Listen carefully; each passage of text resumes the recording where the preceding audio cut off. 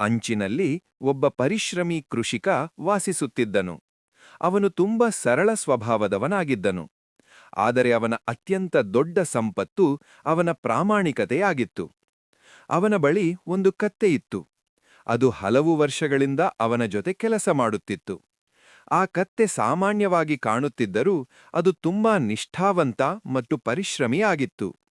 ಅದು ಹೊಲವನ್ನು ಒಡೆಯುವುದು, ಧಾನ್ಯವನ್ನು ಹೊರವುದು, ಮಾರುಕಟ್ಟೆಗೆ ಸರಕುಗಳನ್ನು ತೆಗೆದುಕೊಂಡು ಹೋಗುವುದು ಇವೆಲ್ಲವನ್ನೂ ಎಂದಿಗೂ ಸೋಮಾರಿತನ ಮಾಡದೆ ಮಾಡುತ್ತಿತ್ತು.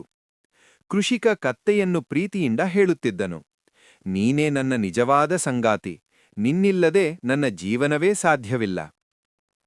ಕತ್ತೆಯೂ ಹೇಳುತ್ತಿತ್ತು, ನೀವು ನನ್ನ ಮೇಲೆ ನಂಬಿಕೆ ಇಟ್ಟಿದ್ದೀರಾ, ನಾನು ಯಾವತ್ತೂ ನಿಮ್ಮನ್ನು ಮೋಸ ಮಾಡುವುದಿಲ್ಲ. ಅದೇ ಜಂಗಲ್ನಲ್ಲಿ ಒಂದು ಚತುರ ಮತ್ತು ನರಿ ಇತ್ತು. ಅದು ಯಾವಾಗಲೂ ಇತರರನ್ನು ಮೋಸ ಮಾಡಿ ಲಾಭ ಪಡೆಯಲು ಪ್ರಯತ್ನಿಸುತ್ತಿತ್ತು. ಒಂದು ದಿನ ಅದು ಕತ್ತೆಯನ್ನು ನೋಡಿತು.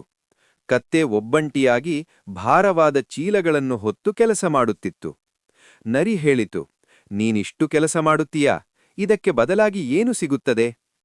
ಕತ್ತೆ ಉತ್ತರಿಸಿತು, ನನಗೆ ನನ್ನ ಮಾಲೀಕರ ವಿಶ್ವಾಸ ಸಿಗುತ್ತದೆ, ಅದೇ ನನಗೆ ಸಾಕು.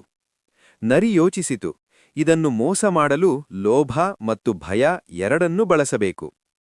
ಅಲ್ಲಿ ಒಂದು ತೋಳವೂ ಇತ್ತು. ಅದು ಬಲದಿಂದ ಇತರರನ್ನು ಹೆದರಿಸಿ ತನ್ನ ಕೆಲಸ ಮಾಡಿಕೊಂಡು ಬಿಡುತ್ತಿತ್ತು. ತೋಳ ಹೇಳಿತು, ಪ್ರಾಮಾಣಿಕತೆ ಹೊಟ್ಟೆ ತುಂಬೋದಿಲ್ಲ, ಜಂಗಲ್ನಲ್ಲಿ ಬಲವೇ ಮುಖ್ಯ. ಆದರೆ ಗದ್ದೆ ಹೆದರಲಿಲ್ಲ, ಅದು ತನ್ನ ನಿಷ್ಠೆಯನ್ನೇ ಮುಂದುವರಿಸಿತು. ಅಷ್ಟರಲ್ಲಿ ಜಂಗಲ್ನ ರಾಜ ಸಿಂಹ ಬಂದಿತು. ಅದರ ಗರ್ಜನೆ ಕೇಳಿ ಎಲ್ಲರೂ ನಡುಗಿದರು. ಸಿಂಹ ಹೇಳಿತು, ಯಾರನ್ನೂ ತಪ್ಪುದಾರಿಗೆಳೆಯಬೇಡಿ, ಪ್ರತಿಯೊಬ್ಬನಿಗೂ ತನ್ನ ಮಾರ್ಗವನ್ನು ಆಯ್ಕೆ ಮಾಡುವ ಹಕ್ಕಿದೆ. ನರಿ ಮತ್ತು ತೋಳ ಮೌನವಾಗಿ ಬಿಟ್ಟವು. ಆದರೂ ನರಿ ಕೈಬಿಡಲಿಲ್ಲ.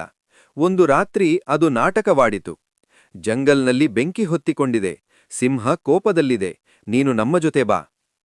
ತೋಳ ಕೂಡ ಬೆದರಿಸಿತು, ನಮ್ಮ ಮಾತು ಕೇಳದಿದ್ದರೆ ಕೃಷಿಕನಿಗೆ ಹಾನಿ ಮಾಡುತ್ತೇನೆ. ಆದರೆ ಕತ್ತೆ ಹೇಳಿತು, ನಿಜವಾದ ಅಪಾಯಕ್ಕೆ ಇಷ್ಟು ನಾಟಕ ಬೇಕಾಗುವುದಿಲ್ಲ. ಅಷ್ಟರಲ್ಲಿ ಸಿಂಹ ಮತ್ತೆ ಬಂತು ಮತ್ತು ನರಿ ಹಾಗೂ ತೋಳವನ್ನು ಗದರಿಸಿತು. ಇನ್ನೊಬ್ಬರ ಪ್ರಾಮಾಣಿಕತೆಯನ್ನು ದುರುಪಯೋಗಪಡಿಸಿಕೊಳ್ಳಲು ಯತ್ನಿಸಿದರೆ ಶಿಕ್ಷೆ ತಪ್ಪದು. ಕತ್ತೆ ಸುರಕ್ಷಿತವಾಗಿ ತನ್ನ ಮಾಲೀಕರ ಬಳಿ ಹಿಂತಿರುಗಿತು. ಕೃಷಿಕ ಅದನ್ನು ಪ್ರೀತಿಯಿಂದ ನೋಡಿಕೊಂಡನು.